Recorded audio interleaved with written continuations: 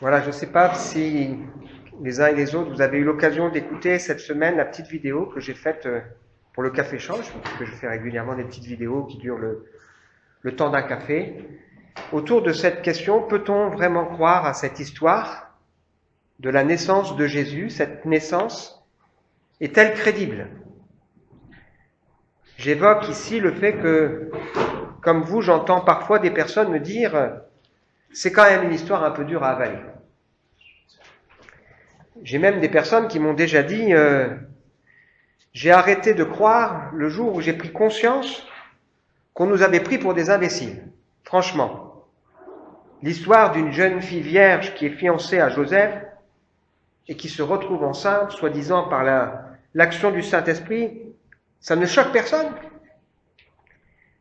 Et donc, dans la vidéo que j'ai faite au Café Change, j'ai donné plusieurs arguments qui permettent d'expliquer pourquoi on peut croire que ce récit extraordinaire, étonnant, incroyable, puisse être crédible. Jamais aucun personnage, autre personnage que Jésus de l'histoire humaine, n'a connu une telle naissance. Mais jamais aucun personnage de l'histoire humaine n'a connu une même destinée. Jamais aucun personnage de l'histoire n'a parlé comme Jésus. Jamais aucun personnage de l'histoire n'a agi comme Jésus. Si effectivement ce que la Bible me dit est vrai, à savoir que Jésus est à la fois Dieu et homme, alors il serait logique que sa naissance relève de quelque chose de divin et de quelque chose d'humain. Toute la foi chrétienne repose sur l'absolue confiance dans deux phénomènes extraordinaires. La naissance miraculeuse de Jésus et la résurrection de Jésus. Si on arrive à démontrer qu'un de ces deux événements est faux, le christianisme tombe. J'allais dire presque l'histoire du monde tombe. Mais si par contre, on arrive à montrer que ces deux événements sont au moins crédibles et sont dignes d'attention, alors ça vaut vraiment la peine de regarder à l'histoire de Jésus. Malheureusement, trop souvent, l'histoire de la nativité est abordée d'une manière enfantine, comme une belle histoire, une tradition qu'il est bon de faire connaître aux enfants, presque comme un récit mythique. Je cherchais un peu sur Internet et j'ai vu qu'un récent sondage de 2022 fait ressortir un sondage IFOP, donc sérieux, qu'aujourd'hui il y a 20% des Français qui ne connaissent même plus cette histoire. 20% des Français. Il y a 10 ans, 2010, enfin 12 ans, il y avait 10%. Donc ça veut dire il y a de moins en moins de gens qui connaissent l'histoire. Ça ne veut pas dire qu'ils y croient, mais qui connaissent au moins cette histoire. Moi-même, il a pu m'arriver de regarder cette histoire comme une histoire qu'on réserve juste à la période de Noël, alors que quand je me suis plongé dans cette histoire en préparant le message de ce matin, je me suis dit, mais c'est dingue cette histoire, elle est là pour nous parler du cheminement de chacun d'entre nous au regard de la foi. Et c'est ce qu'on va essayer de faire ensemble ce matin, avec ce titre. Et si l'étude critique, les plus, les moins, de la nativité pouvait changer ta vie, comme elle a changé ma vie. Avec ce deuxième titre, oserais-tu te laisser interpeller par son extraordinaire actualité? Vous allez voir pourquoi. Je crois vraiment sincèrement que l'histoire, quand on se plonge dedans, ou au travers du récit biblique, a des choses à nous montrer sur notre cheminement, possible ou pas, de foi aux uns et aux autres, encore aujourd'hui, le 18 décembre 2022. Alors, ce que je vous propose, c'est de mettre en parallèle deux choses. La première, c'est le cheminement de foi, qui débute souvent par une interpellation, qui provoque parfois une crise où on se pose des questions. Hier, on avait notre concert de Noël, et Isabelle a donné quelques mots pour expliquer comment, adolescente, elle est venue à découvrir la foi. Et elle a parlé qu'elle est passée par une crise où elle se disait « je suis moins aimée, je suis moins bien que les autres », jusqu'au moment où elle a été interpellée par l'amour de Dieu. La deuxième étape, c'est la grâce évidente de Dieu dans chacune de ces histoires. Et puis, ça provoque de vives émotions, on verra ensemble. Et souvent, un combat dans le cœur. Besoin de preuves, c'est normal. Et puis, on est placé devant un choix. Est-ce qu'on va dire oui ou est-ce qu'on va refuser? On devient alors un témoin qui soit va contribuer à révéler des vérités, soit on va s'opposer. Et enfin, on va être des adorateurs ou des gens qui méprisent. Et on va regarder ces différentes étapes à travers les 7 acteurs principaux de l'histoire de la naissance de Jésus, qui sont Marie, quand même, Joseph, les bergers, Siméon, Anne, les rois mages et Hérode. Alors on commence avec l'histoire de Marie. Je laisse en parallèle le texte. On va juste lire deux textes bibliques. On a lu tout à l'heure, durant le culte, d'autres passages qui nous permettent de nous rappeler cette histoire. Donc l'évangile de Luc est un évangile qui a été écrit par quelqu'un qui est médecin et qui a voulu faire des recherches exactes sur ce qui s'est passé pour écrire cette histoire à quelqu'un qu'il aime, qui s'appelle Théophile. Et le projet de Luc, en écrivant l'évangile, en consultant des témoins oculaires, puisque c'est quelqu'un qui a vécu au 1er siècle, c'était de s'assurer que son bien-aimé, c'est comme ça qu'il en parle, Théophile, puisse avoir une foi saine et une foi fiable. Et donc, il raconte ici, dans l'évangile de Luc, au chapitre 1er, ceci. 6 mois plus tard, donc c'est en russe pour nos amis, 6 mois plus tard, Dieu envoya l'ange Gabriel dans une ville de Galilée appelée Nazareth, chez une jeune fille liée par fiançailles à un homme nommé Joseph, un descendant du roi David. Cette jeune fille s'appelait Marie. L'ange entra chez elle et lui dit « Réjouis-toi, toi à qui Dieu a accordé sa faveur. Le Seigneur est avec toi. » Marie fut profondément troublée par ces paroles. Elle se demandait ce que signifiait cette salutation. L'ange lui dit alors, « N'aie pas peur, Marie. Dieu t'a accordé sa faveur. Voici, bientôt tu seras enceinte, et tu mettras au monde un fils. Tu le nommeras Jésus. Il sera grand. Il sera appelé Fils du Très-Haut. Et le Seigneur Dieu lui donnera le trône de David, son ancêtre. Il régnera éternellement sur le peuple issu de Jacob, et son règne n'aura pas de fin. » Marie dit à l'ange, « Comment cela se fera-t-il puisque je suis vierge ?» L'ange lui répondit, « L'Esprit Saint descendra sur toi, la puissance du Dieu Très-Haut te couvrira de son ombre. C'est pourquoi le saint enfant qui naîtra de toi sera appelé Fils de Dieu. Vois, ta parente Élisabeth attend elle aussi un fils, malgré son grand âge. On disait qu'elle ne pouvait pas avoir d'enfant, et elle en est à son 6e mois, car rien n'est impossible à Dieu. » Alors Marie répondit, « Je suis la servante du Seigneur, que tout ce que tu m'as dit s'accomplisse pour moi. » Et l'ange la quitta. Marie est une jeune fille qui est fiancée à quelqu'un qui s'appelle Joseph. Elle est tranquillement chez elle, et puis voilà que débarque quelqu'un, probablement sous une apparence humaine, et qui lui dit « Voilà, une grâce t'a été faite. » Une interpellation. Elle est troublée.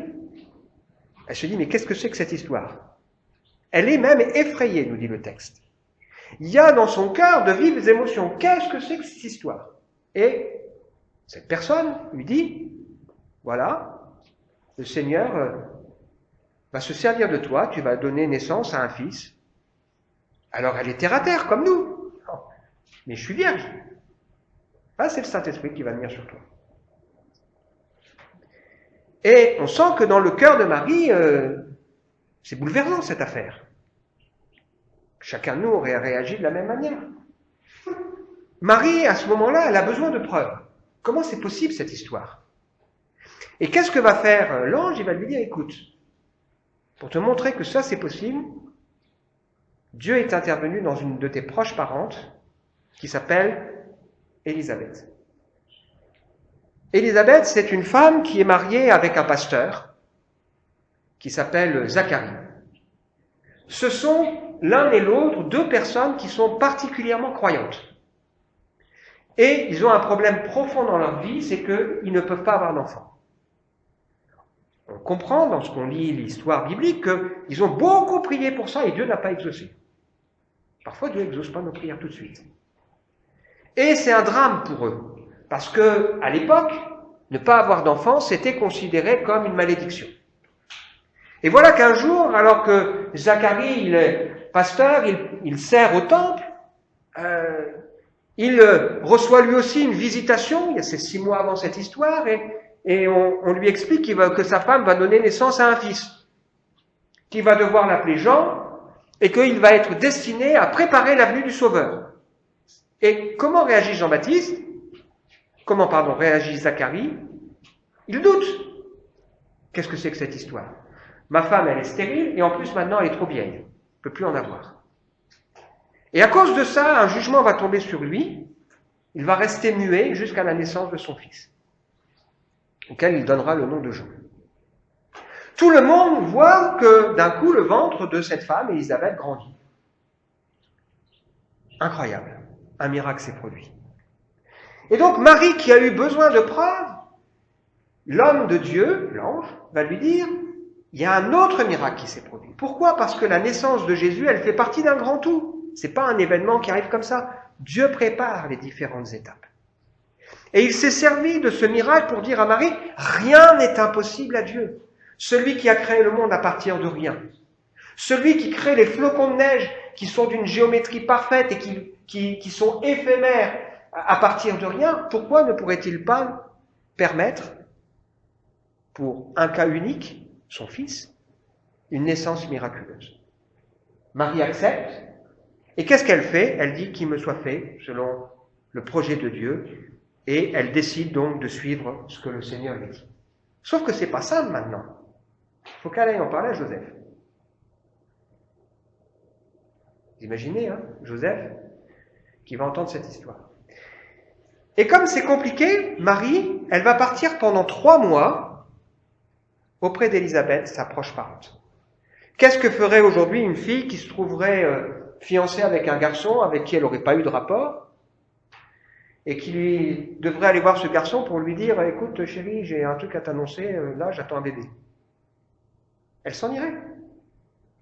Elle s'en irait pendant plusieurs mois, parce qu'en plus ça bouleverse tous les plans. Le mariage c'est compromis, la famille, l'image, c'est ce qui se passe pour Marie.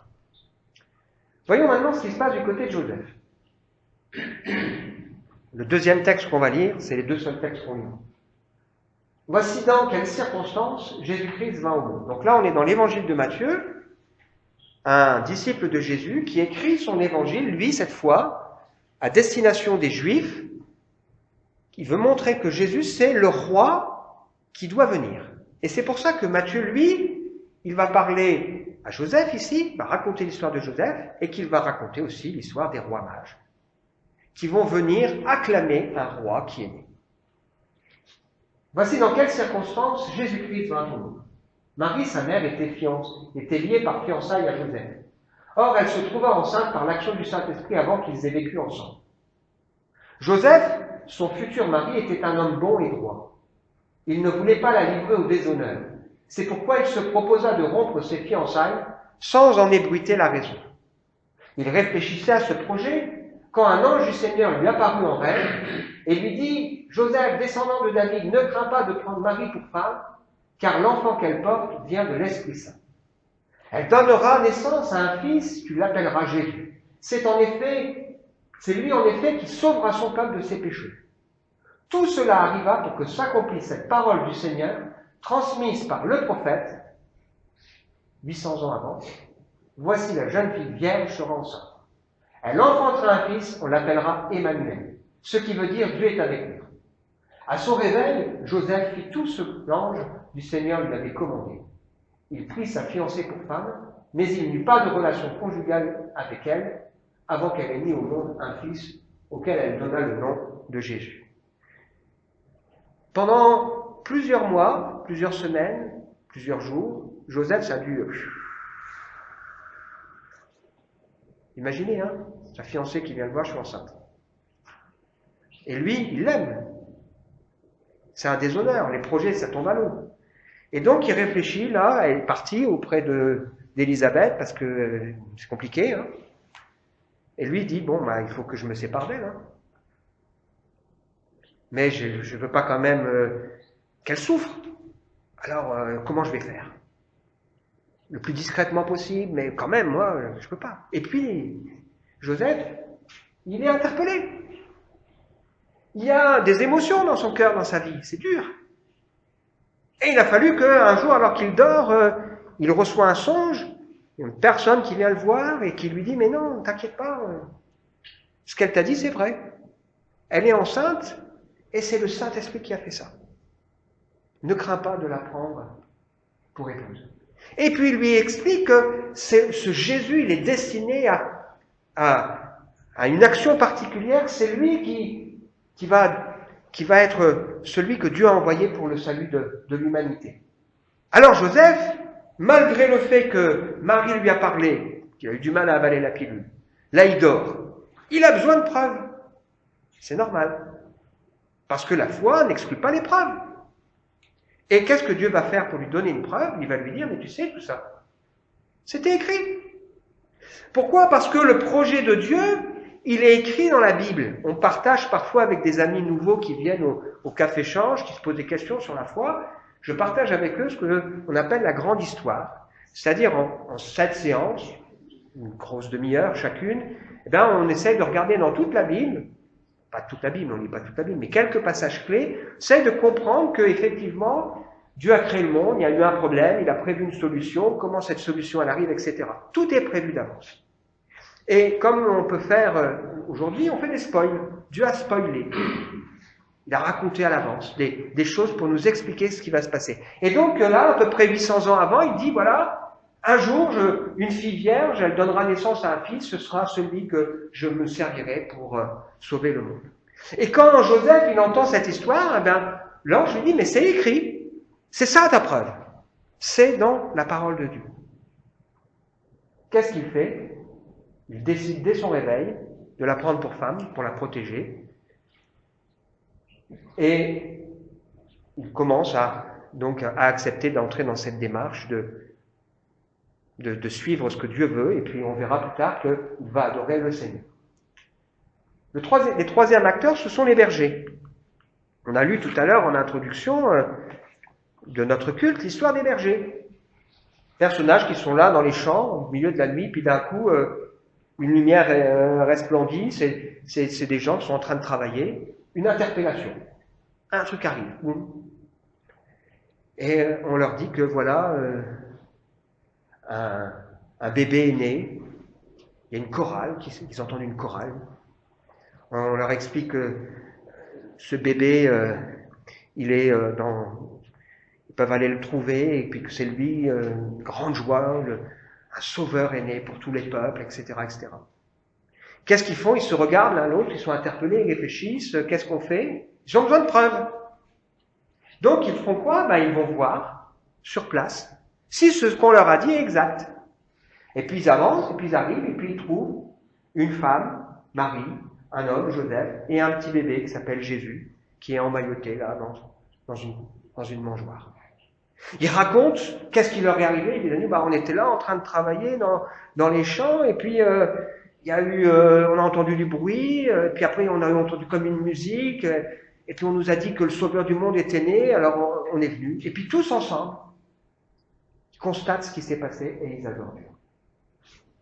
Une interpellation, la grâce de Dieu, ça suscite des émotions. Ils sont effrayés aussi par ce qu'ils entendent, par ce qu'ils découvrent. Ils ont besoin de preuves, donc ils vont aller sur place. Ils sont placés devant un choix. Ils auraient pu rester, dire ok, on est fatigué. Et ils commencent à se mettre à adorer le Seigneur. Quatrième personnage, Siméon. La Bible nous explique que quand Jésus a 8 jours, ses parents vont aller le présenter au temple. On le circoncis et on le présente à Dieu. Dans nos églises, on ne baptise pas les enfants.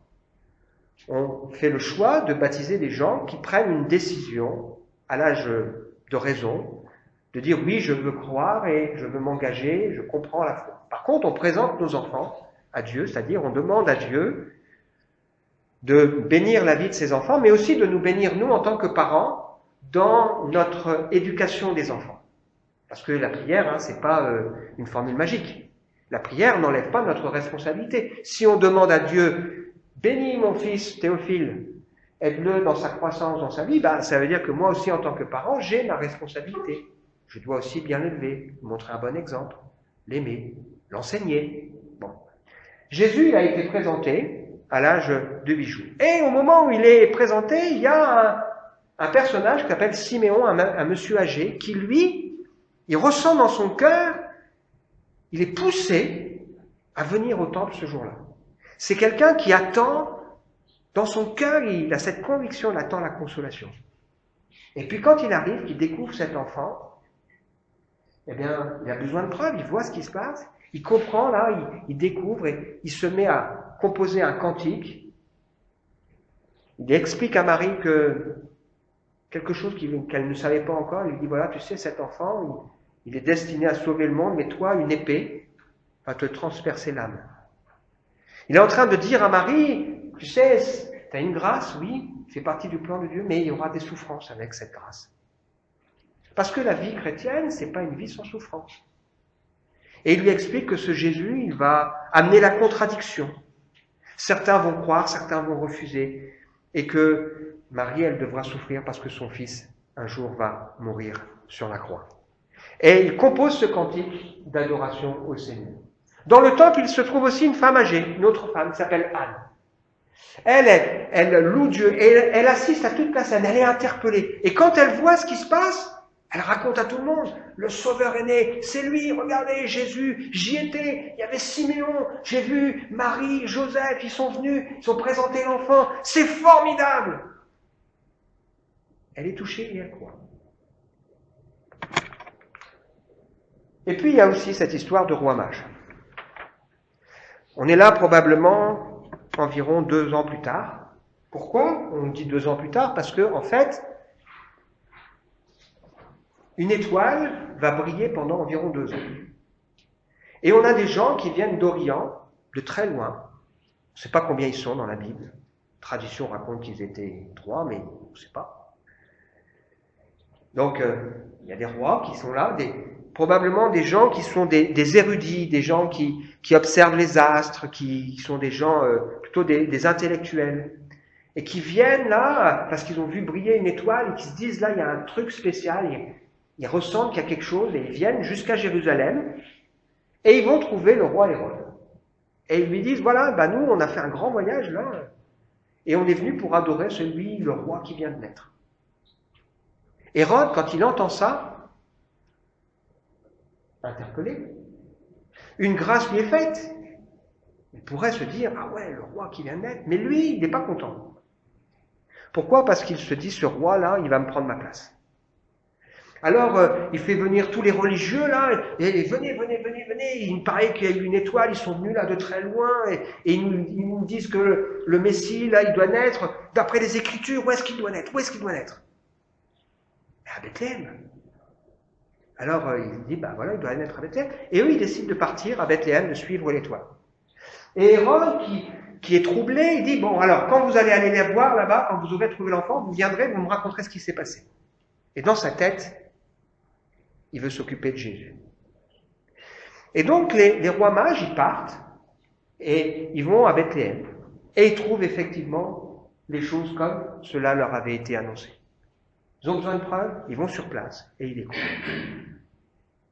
Et ils vont offrir de la myrrhe, de l'or et de l'encens à Marie et à Joseph pour s'occuper de la naissance de Jésus. Et puis ils reçoivent dans leur cœur la conviction qu'il ne faut surtout pas retourner voir Hérode, parce que les intentions d'Hérode ne sont pas bonnes. Donc ils décident de partir par un autre chemin. Hérode, lorsqu'il apprend ça, qu'il se rend compte que on n'est pas venu lui raconter ce qui s'est passé, qu'est-ce qu'il fait? Il décide de faire mourir tous les enfants de 0 à 2 ans. Il est dans l'opposition. Il refuse une opposition violente. Il va faire mourir les enfants. Et là, une nuit, Joseph, à nouveau, reçoit une conviction, une parole qui lui dit, il faut que tu partes tout de suite en Égypte. Et la nuit même, avec Marie et le bébé Jésus, qui a probablement environ 2 ans, ils partent en Égypte, accomplissant ainsi ce que Dieu avait dit. Hérode, lui, il fait mourir les enfants. Conclusion pour nous ce matin. Et nous dans tout ça? C'est exactement le même cheminement qu'on est appelé à vivre. Un jour dans ma vie, j'ai été interpellé dans ma vie depuis longtemps, en me posant des questions sur la mort, etc. Et puis un jour, je crois que Dieu, dans sa grâce, permet qu'un voisin vienne et me rende témoignage de sa foi et de sa joie d'être chrétien. Et moi, je vois ça et je suis interpellé. Ça provoque des émotions et une curiosité dans mon cœur. J'aimerais bien savoir un peu plus sur ce que raconte ce gaillard. Et puis je viens. Et puis là, quand on me lit la Bible, quand je découvre que c'est pas du tout comme l'éducation que j'avais reçue, que c'est des choses qui me parlent dans mon quotidien, dans mon vécu, ça m'interpelle, ça me touche. Il y a un combat qui sent, et je suis placé devant un choix. Est-ce qu'à un moment donné, je vais ouvrir mon cœur? Je vais chercher à comprendre, à aller plus loin, ou est-ce qu'au contraire, je vais me fermer? Heureusement, j'ai ouvert mon cœur. Il y a eu tout un cheminement, et je suis devenu un témoin. Qui aujourd'hui a ouvert le café-change pour dire aux gens, oui, Dieu, il change la vie des gens. Et un adorateur. Et nous dans tout ça. Il y a dans cette histoire des choses qui doivent nous faire réfléchir. Dieu est tellement sûr de son coup qu'il fait reposer le salut du monde, mon salut, ton salut, sur la naissance d'un bébé. Un bébé, c'est extrêmement fragile, aucun moyen de défense. Il est tellement sûr de son coup qu'il met des feux d'artifice dans tous les sens. Une étoile, des chorales, on annonce à tous, même à Hérode. On dit oui, né, on raconte tout ce qui va se passer. Tellement il est sûr de son coup. Et puis il nous livre une histoire là, qui est à la fois extraordinaire parce que cette personne, Jésus, est quelqu'un qui a une mission, une origine et une vocation extraordinaire. Il est Dieu qui s'est fait homme.